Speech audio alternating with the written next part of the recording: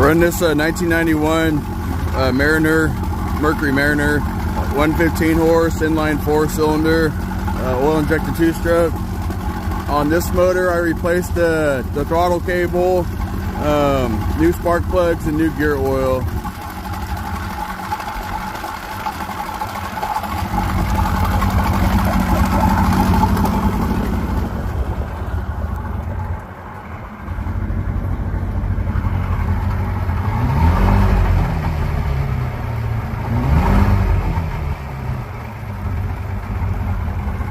Well, it's stalling up like it should now.